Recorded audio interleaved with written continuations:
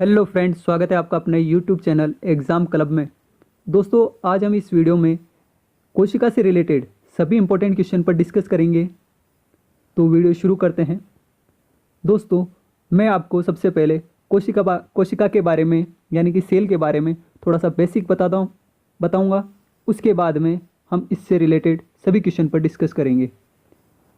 तो ये जो आपको लेफ्ट साइड में दिख रही है, ये है प्लांट सेल जिसे पादप कोशिका कहा जाता है, और जो राइट साइड में दिख रही है यह है एनिमल सेल जिसे जंतु कोशिका कहा जाता है।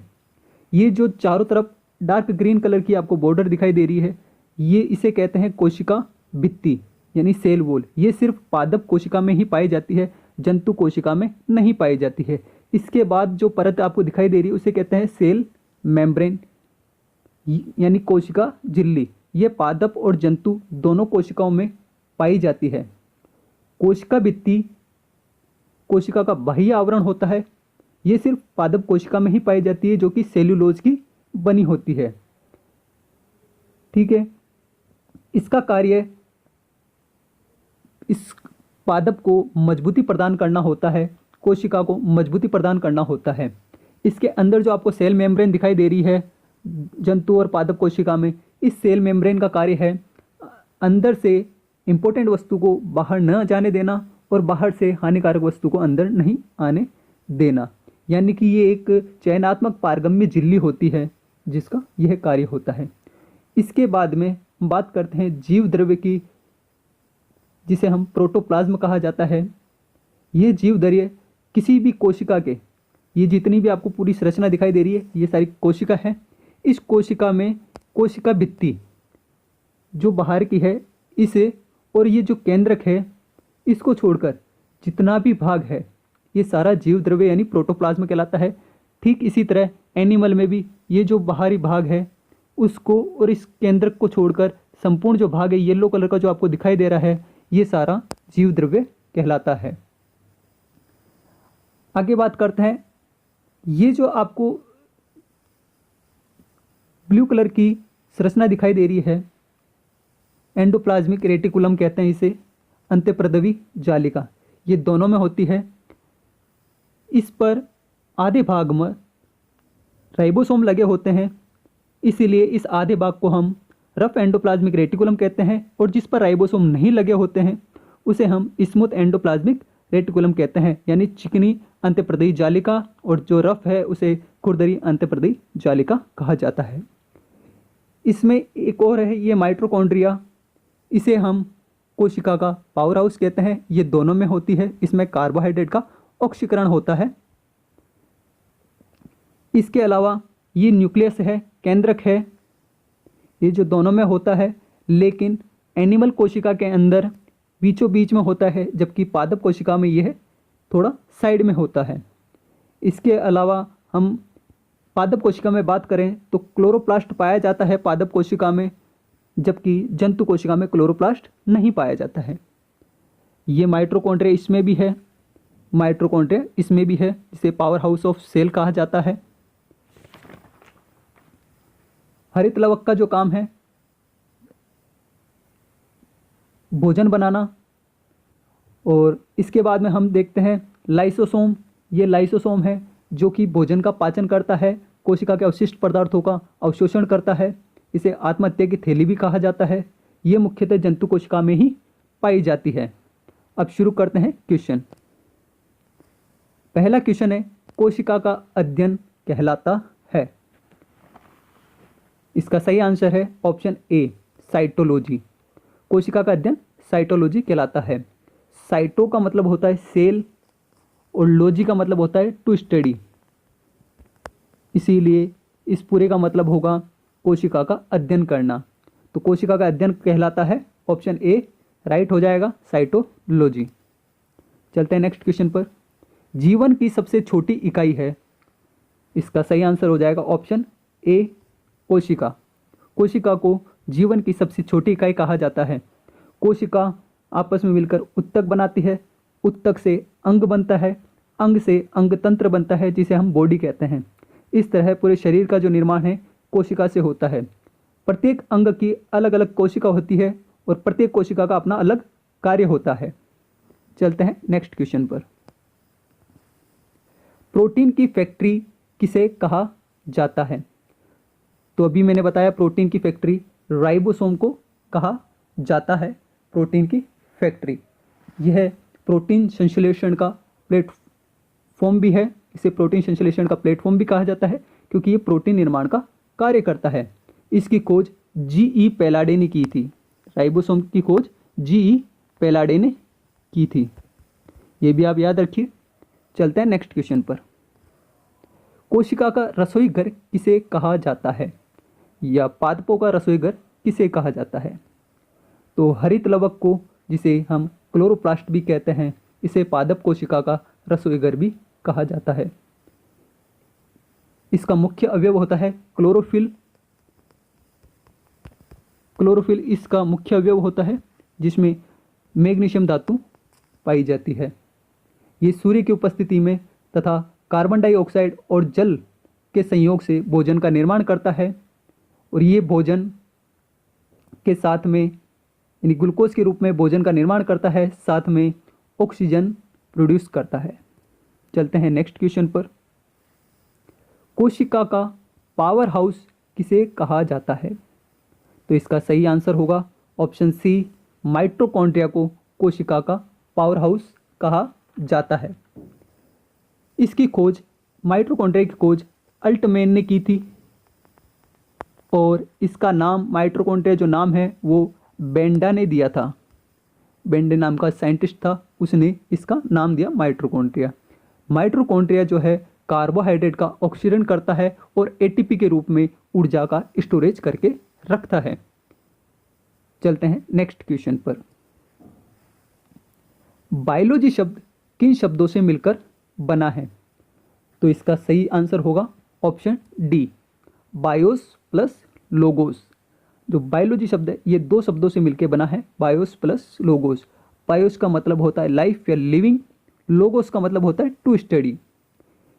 इस पूरे को मिलाकर हम कहते हैं स्टडी ऑफ लाइफ, यानी कि जीवों या जीवन का अध्ययन करना ही बायोलॉजी कहलाता है। ये बायोलॉजी शब्द लेमार्क और ट्रेविनियस ने दिया था। ये जो शब्द है ये लेमार्क और ट्रेविनियस ने दिया था, और बायोलॉजी का जनक या पिता हम कहें तो अरस्तु। चलते हैं नेक्स्ट क्वेश्चन पर।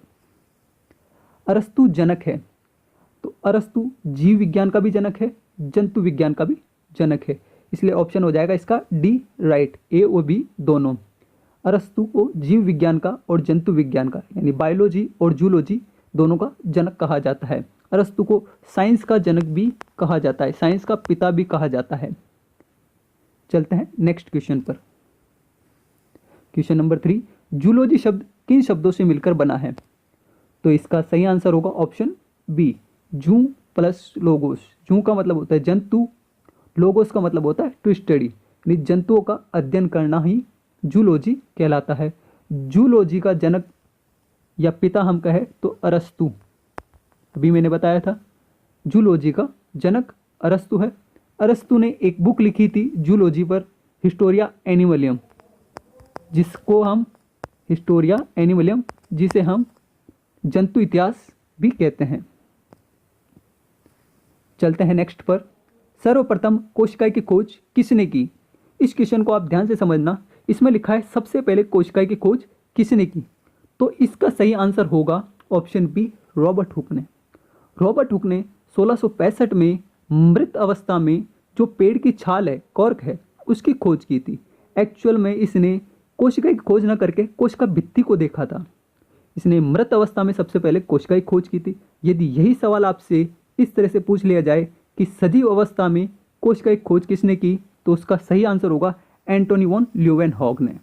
इसने सजीव अवस्था में की थी, जबकि रॉबर्ट हुक ने सबसे पहले कोशिका की जो खोज की थी उसे मृत अवस्था में की थी, जो कि पेड़ों में की थी। तो एक सवाल ये भी बनता है कि सबसे पहले खोज पेड़ों में हुई थी कोशिका की या जंतु में हुई थी? तो सबसे पहले खोज पेड़ों में हुई थी, लेकिन मृत अवस्था में हुई थी। उसके बाद सजीव अवस्था में भी पेड़ों में हुई थी।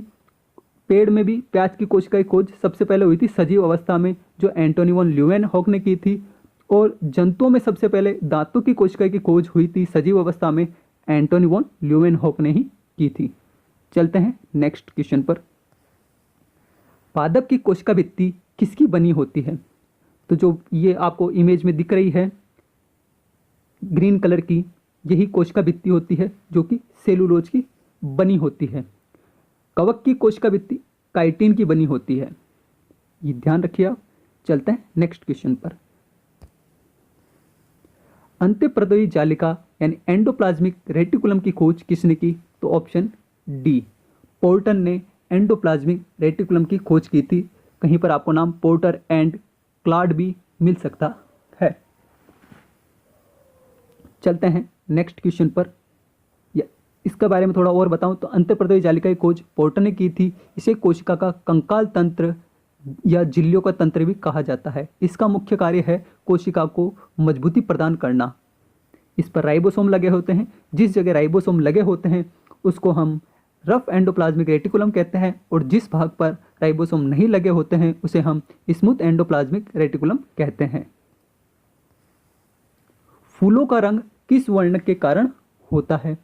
तो इसका आंसर है ऑप्शन सी, क्रोमोप्लास्ट के कारण फूलों का रंग होता है। पत्तियों का रंग होता है, फूलों का रंग क्रोमोप्लास्ट के कारण होता है और पत्तियों का रंग क्लोरोप्लास्ट के कारण होता है। तो आप ध्यान रखिए यहाँ फूलों का रंग है तो इसका सही आंसर होगा क्रोमोप्लास्ट। ठीक है।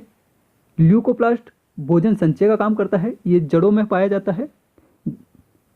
क्लोरोप्लास्ट ये पत्तियों में होता है, इसके कारण ही पत्तियों का रंग हरा होता है जो कि भोजन संश्लेषण या भोजन निर्माण का काम करता है, और इसके कारण फूलों का रंग हरा होता है। फूलों का रंग क्रोमोप्लास्ट के कारण होता है। चलते हैं नेक्स्ट क्वेश्चन पर। जीव द्रव्य की खोज किसने की?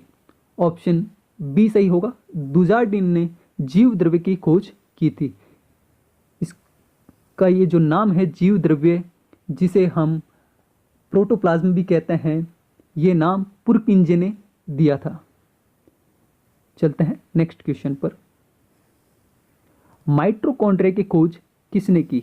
तो माइटोकॉन्ड्रिया की खोज ऑप्शन ए अल्टमैन ने की थी। ये शब्द बेंडा ने दिया था। इसे कोशिका का पावर हाउस भी कहा जाता है। चलते हैं नेक्स्ट क्वेश्चन पर। कोशिका का ट्रैफिक पुलिस किसे कहा जाता है? ऑप्शन बी, गोल्जी काय को कोशिका का ट्रैफिक पुलिस कहा जाता है। यह वसा का संचय एवं स्त्रावण करता है। चलते हैं नेक्स्ट क्वेश्चन पर। वह विज्ञान जिसमें जीवों का अध्ययन किया जाता है क्या कहलाता है? तो जिसमें जीवों का अध्ययन किया जाता है जीव विज्ञान कहलाता है। ऑप्शन बी सही हो जाएगा इसका। जिसमें पादप का अध्ययन किया जाता है उसे वनस्पति विज्ञान कहा जाता है। जिसमें केमिकल का अध्ययन किया जाता है उसे रसायन विज्ञान कहा जाता है, और जिसमें वस्तुओं का यानी कि भौतिकी का अध्ययन किया जाता है उसे भौतिक विज्ञान कहा जाता है। चलते हैं नेक्स्ट क्वेश्चन पर। कोशिका का डायरेक्टर एंड कंट्रोलर किसे कहते हैं? ऑप्शन ए सही हो जाएगा इसका। ऑप्शन ए, केंद्रक को कोशिका का डायरेक्टर, कंट्रोलर, मैनेजर भी कहा जाता है। चलते हैं नेक्स्ट क्वेश्चन पर। मानव शरीर की सबसे छोटी कोशिका का नाम है? तो ऑप्शन बी, आरबीसी मानव शरीर की सबसे छोटी कोशिका है। इसे रुधिर की यानी ब्लड की भी सबसे छोटी कोशिका कहा जाता है। राइबोसोम सबसे छोटा कोशिकांग है, यानी कि ये कोशिका के अंदर भी कोशिका का एक अंग है। जैसे हमने अभी चित्र में देखा था कि एंडोप्लाज्मिक जो रेटिकुलम है और राइबोसोम उस पर लगा होता है, और राइबोसोम अलग से भी होता है। तो राइबोसोम कोशिका का तो एक अंग है, लेकिन कोशिका के अंदर जो अंग है एंडोप्लाज्मिक रेटिकुलम उसका भी एक अंग है। तो सबसे छोटा कोशिकांग यदि पूछ लिया जाए तो राइबोसोम होगा, जो कि जंतु और पादप दोनों में सबसे छोटा कोशिकांग है। लेकिन सवाल यहाँ है मानव शरीर की सबसे छोटी कोशिका का नाम, तो आरबीसी आएगा। यदि सवाल ये पूछ लिया जाए कि रुधिर की सबसे छोटी कोशिका, तब भी आरबीसी आंसर होगा। यदि यह पूछ लिया जाए कि संसार की सबसे छोटी कोशिका, तो माइक्रोप्लाज्मा गैलिस्पेक्टम, कहीं पर आपको ऑप्शन माइक्रोप्लाज्मा भी मिल सकता है सिर्फ। और यदि यह पूछ लिया जाए कि मानव शरीर की सबसे छोटी प्रजनन कोशिका कौन सी है, तो आंसर आएगा शुक्राणु। और बड़ी प्रजनन कोशिका पूछ ले तो अंडाणु यानी ओवा। चलता है नेक्स्ट क्वेश्चन पर। जंतु कोशिका का सबसे बड़ा कोशिकांग है? तो इसका सही आंसर होगा ऑप्शन ए केंद्रक। जंतु कोशिका का सबसे बड़ा कोशिकांग है। दी पादप कोशिका का पूछ लिया जाए तो पादप कोशिका का सबसे बड़ा कोशिकांग लवक होता है। और दुनिया की सबसे बड़ी कोशिका शुतुरमुर्ग का अंडा है। और मानव शरीर की सबसे बड़ी कोशिका तंत्रिका कोशिका है। इस क्वेश्चन का सही answer option A.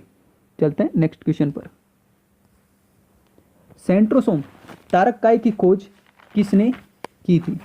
Option D सही हो जाएगा, बेनेडिन ने तारक काय की खोज की है। ये नाम सेंट्रोसोम नाम बोवेरी ने दिया था। सेंट्रोसोम का कार्य है कोशिका का विभाजन करना। ये सिर्फ जंतु कोशिका में ही पाई जाती है। चलते हैं नेक्स्ट क्वेश्चन पर। क्वेश्चन नंबर 16, कोशिका की आत्महत्या की थैली किसे कहा जाता है? ऑप्शन बी लाइसोसोम को कोशिका के आत्महत्या की थैली या एटम बम या सुसाइड बैग भी कहा जाता है। लाइसोसोम की खोज डी डुबे नामक साइंटिस्ट ने की थी। लाइसोसोम का कार्य भोजन का पाचन करना। यह मुख्यतः जंतु कोशिका में पाई जाती है तथा ये अवशिष्ट पदार्थों का अवशोषण भी करती है। चलते हैं नेक्स्ट क्वेश्चन पर। कोशिका में अवशिष्ट पदार्थों का अवशोषण करता है। तो ऑप्शन ए लाइसोसोम कोशिका में अवशिष्ट पदार्थों का अवशोषण करता है। कई बार ये गलती से खुद का अवशोषण कर लेता है, इस वजह से ये फट जाता है, इसीलिए इसे कोशिका का एटम बम भी कहा जाता है। चलते हैं नेक्स्ट क्वेश्चन पर। कोशिका का कंकाल तंत्र या झिल्लियों का तंत्र किसे कहा जाता है? तो इसका सही आंसर होगा ऑप्शन डी अंत्यप्रदेश जालिका को कोशिका का कंकाल तंत्र या झिल्लियों का तंत्र भी कहा जाता है। ये कोशिका को ढांचा एवं मजबूती प्रदान करता है। इसकी खोज पोर्टर नामक साइंटिस्ट ने की थी। इसका कार्य प्रोटीन संश्लेषण करना है। चलते हैं नेक्स्ट क्वेश्चन पर। डीएनए पाया जाता है। इसका ऑप्शन होगा ऑप्शन सी केंद्रक द्रव्य में। यानी कि केंद्रक के अंदर दो पार्ट होते हैं, एक होता है केंद्रिका, एक होता है केंद्रक द्रव्य। जैसे ये केंद्रक है, ये केंद्रक का है, इसके बीच में जो भाग है ये होता है केंद्रिक द्रव्य, जिसमें आरएनए और डीएनए दोनों पाए जाते हैं। कोशिका के मध्य में स्थित होता ही है। इसकी खोज केंद्रक की खोज रॉबर्ट ब्राउन ने की थी।